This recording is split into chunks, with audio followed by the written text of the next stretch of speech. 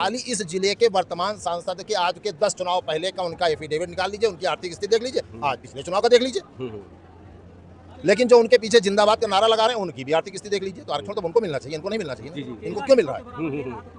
तो सबका हिस्सा तो ये खुद खा रहे हैं ना भाई। आरक्षण रिफॉर्म आंदोलन में वो जातियां भी आई, वो लोग भी शामिल हुए जिनके जाति के लोगों ने उनका आरक्षण खा लिया। अच्छा। और वो उसी हाशिए पर पड़े हैं जहाँ पड़े थे। तो एक प्रकार से अब आरक्षण प्राप्त जातियों में भी एक ऐसा वर्ग पैदा हो गया है जो अपने ही जाति वर्ग के लोगों के हकों को खा जाता है। SC/ST एक्ट कमाई का साधन भी बन गया है। अरे अगर आप तो पत्रकार हो भाई, अभी 10 दिन पहले एक टैक्सी वाले का वायरल वीडियो हुआ था, आपने खुद देखा था क्या हुआ। लेकिन वो तो अफसोस था कि दोनों SC निकल गए, नहीं तो 10 लाख का जुगाड़ पक्का था। तो हमको दुबला करके किसी को मोटा करने का, एक गड्ढे को खोद कर दूसरे गड्ढे को पाटने का और फिर उस गड्ढे को पाटने के लिए दूसरे गड्ढे को खोदने की क्या जरूरत है? संविधान देता हूँ। इस पर ये देश आज निराश है। आज ये देश निराश है कि सरकार जो राष्ट्रवाद के मुद्दे पर आई थी वो जातिवाद के पिछवाड़े में खड़े हैं।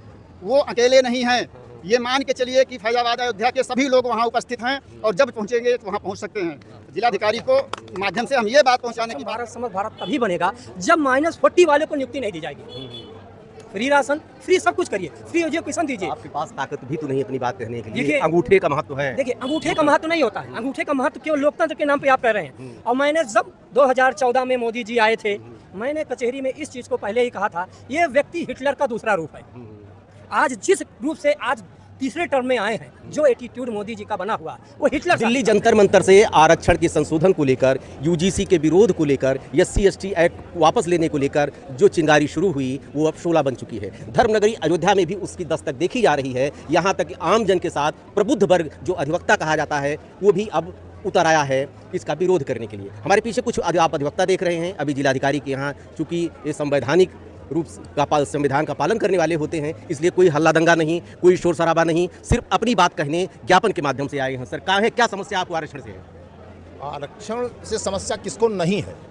प्रश्न ये है कि आज जिनके लिए आरक्षण की परिकल्पना की गई थी उनको आरक्षण का लाभ मिला? क्यों नहीं? आरक्षण में आरक्षित वर्गों में क्रीमी लेयर क्यों नहीं ला रहे हो भाई? जिनको एक बार आरक्षण का फायदा मिल गया उनको नहीं मिलना चाहिए, यही तो है। बाकी बाबा साहब, बाकी बात आपको तो बाबा साहब तो 20 साल के लिए कहा था, 80 साल के लिए तो आरक्षण नहीं कहा था। और अगर आप 80 साल में उसका फायदा उठाकर नहीं इस लायक हो सके हो कि समाज की मुख्यधारा में आप भाई कोई व्यवस्था सुधरी नहीं तो आरक्षण कैसे खत्म कर दिया जाए? क्यों नहीं सुधरी भाई? अभी तो जहाँ पे है वैसे पड़ा है। आप देखिए, फिर वही बात, एक बात बताइए, खाली इस जिले के वर्तमान सांसद के आज के 10 चुनाव पहले का उनका एफिडेविट निकाल लीजिए, उनकी आर्थिक स्थिति देख लीजिए, आज पिछले चुनाव का देख लीजिए। लेकिन जो उनके पीछे जिंदाबाद का नारा लगा रहे हैं उनकी भी आर्थिक स्थिति देख लीजिए। तो आरक्षण तो उनको मिलना चाहिए, इनको नहीं मिलना चाहिए। इनको क्यों मिल रहा है? तो सबका हिस्सा तो ये खुद खा रहे हैं ना भाई। और जो बचे लोगों को देना उसके लिए हमारी कीमत पे कहीं क्या साहब -40 है, उसको भी आरक्षण मिलना चाहिए। कहा जाता है SC/ST एक्ट कमाई का साधन भी बन गया है। अरे अगर आप तो पत्रकार हो भाई, अभी 10 दिन पहले एक टैक्सी वाले का वायरल वीडियो हुआ था, आपने खुद देखा था क्या हुआ। लेकिन वो तो अफसोस था कि दोनों SC निकल गए, नहीं तो 10 लाख का जुगाड़ पक्का था। क्या उस पर कोई कार्यवाही शासन ने की? नहीं की ना। तो आप आज के युग में हम भी चले जाए, कोई फर्जी सर्टिफिकेट बनवाए, भैया SC बनवा ले, उससे अच्छा क्या हो सकता है? क्या सवर्ण होना अभिशाप है? क्या सवर्ण होना अभिशाप है? क्या जरूरत है आपकी? 2-3% है, सरकार बनती है 90% से। अरे भाई, तो एक सवर्ण समाज एक बात करता है कि वोट नहीं देता है, जाके चुनाव जीत के दिखा दे। ये मोदी जी, अमित शाह खाली SC वोट से चुनाव जीत के दिखा देना, सवर्ण वोट नहीं देता। कितना इत्तेफाक रखते हैं इनकी बात से? देखिए, रामशंकर तिवारी जी एकदम सही बात कह रहे हैं। और ये संविधान जिस तरह से एक अन्याय की व्यवस्था को आगे बढ़ाने की कोशिश कर रहा है, या संविधान की आड़ में वोट के लालच को आगे बढ़ाने की कोशिश हो रही है, उसके खिलाफ पूरा समाज खड़ा है। जंतर मंतर पर जो आंदोलन हुआ, आरक्षण रिफॉर्म का आंदोलन है, आरक्षण हटाओ का आंदोलन नहीं है। आरक्षण रिफॉर्म आंदोलन में वो जातियां भी आई, वो लोग भी शामिल हुए जिनके जाति के लोगों ने उनका आरक्षण खा लिया। अच्छा। और वो उसी हाशिए पर पड़े हैं जहाँ पड़े थे। तो एक प्रकार से अब आरक्षण प्राप्त जातियों में भी एक ऐसा वर्ग पैदा हो गया है जो अपने ही जाति वर्ग के लोगों के हकों को खा रहा है। और इसी कारण से पिछले 70 साल से जो रिजर्वेशन व्यवस्था लागू रही, उस रिजर्वेशन व्यवस्था में किसी भी जाति को, किसी भी व्यक्ति को अलग नहीं किया जा सका। और आज भी आप ये प्रश्न पूछने को मजबूर हैं कि जब कोई किसी का लाभ नहीं हुआ तो क्यों हटा दिया जाए? जब लाभ नहीं हुआ तो पिछले 70 साल से इसको बनाए रखने की जरूरत क्या थी?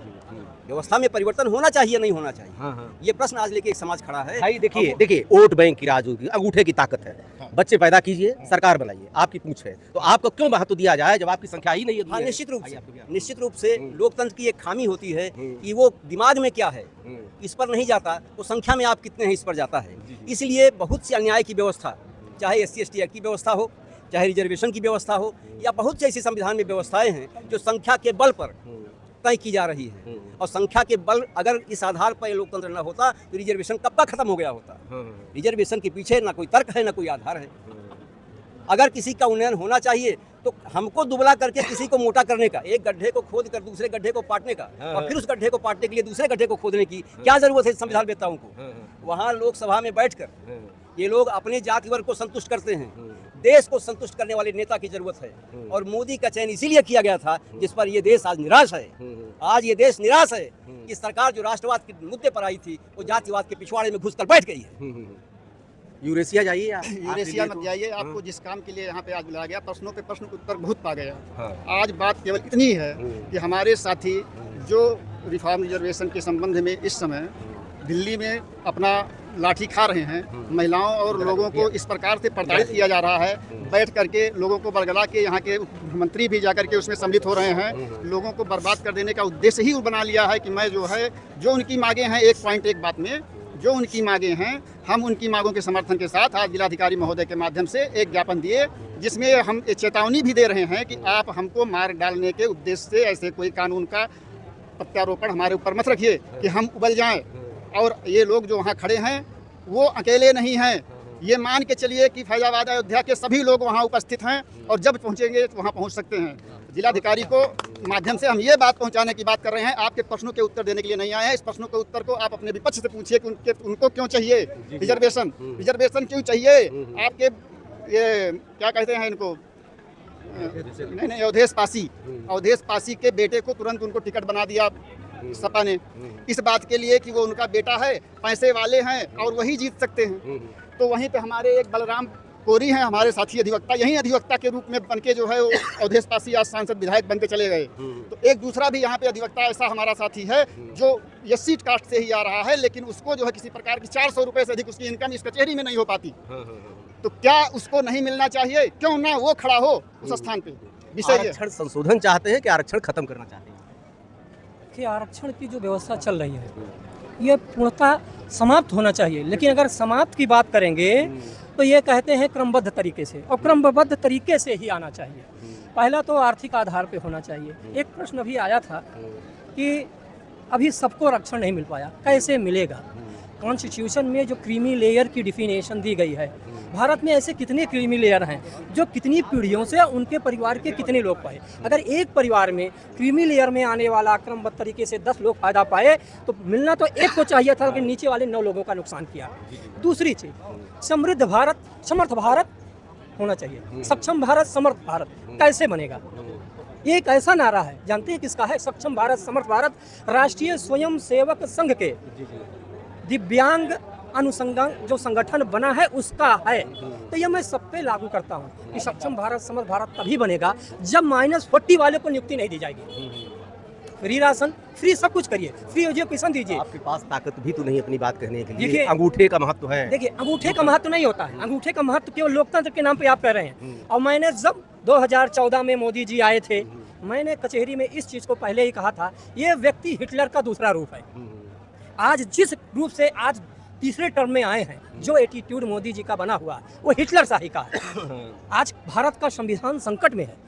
ये कहने के लिए हम मजबूर हैं कि हमारा संविधान पूर्णतः फेल है, जो सही लोकतंत्र को चाहिए उसको देने में अक्षम हो चुका है। चलिए, आप अधिवक्ता हैं, सामाजिक न्याय की परिकल्पना तभी पूरी हो सकती है कि जब आरक्षण आर्थिक आधार पर हो, SC/ST एक्ट खत्म किया जाए और UGC एक्ट को वापस किया जाए। 2027 का चुनाव आ रहा है, अगर सरकार नहीं चेती तो निश्चित रूप से इसके परिणाम दुष्कर हो सकते हैं। देखते रहिए अयोध्या दर्पण। ढेर सारी शुभकामनाएं। धन्यवाद।